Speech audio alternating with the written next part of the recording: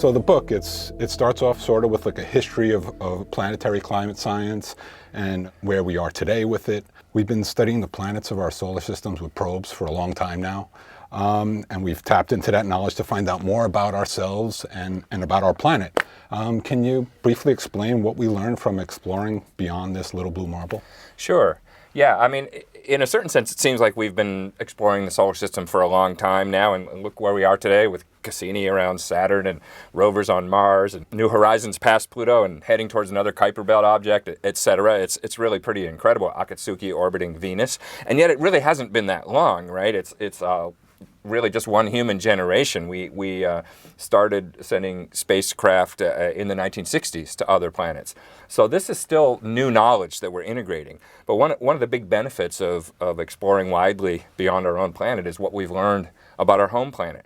There are a lot of insights about Earth that we've gained that we only could have gained through sort of leaving home and looking back and looking at the stories of our neighbor planets and understanding how they diverged from Earth. So in addition to this explosion of knowledge about the other planets, there's an explosion of knowledge about our home planet, some of which is very important for just our own well-being on this planet and our own sort of self-management on this planet. And that's part of what I tried to convey in the first part of this book, which is called listening to the planets. It's what have we learned from planetary exploration, and how does that help us with our task of hopefully doing a better job of managing ourselves here on this planet? You've been studying the planets pretty much since you were a kid. You grew up around people like Carl Sagan, who you call Uncle Carl.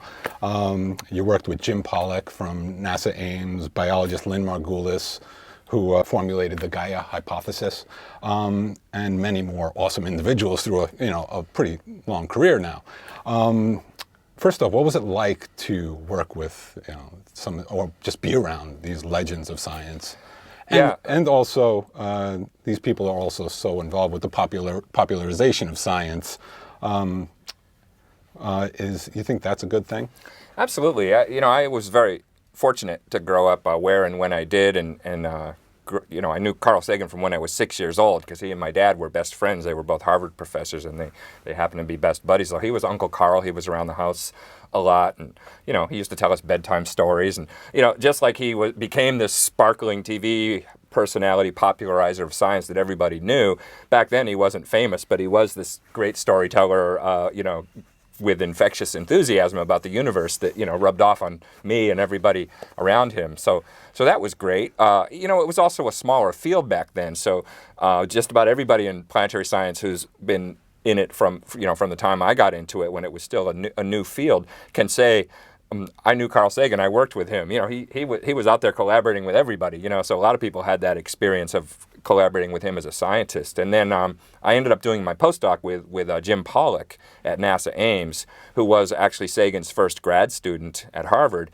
And then Pollack was an incredible guy who really was responsible for a lot of breakthroughs in knowledge about planets, their atmospheres and climates, and about Earth, and making that connection between, what we learned about dust storms on Mars and how that applies to understanding climate changes on Earth that happen because of volcanoes or because of asteroid impacts or nuclear winter. All those studies are connected, and same thing with Sagan and Pollack were the ones that really worked out the greenhouse effect on Venus, and then that has really interesting implications for understanding climate change on Earth. So it was this group of scientists that I sort of fell into and trained with, who were responsible for a lot of these insights about what was happening on other planets, and who were applying that to what has happened and what could happen here on Earth.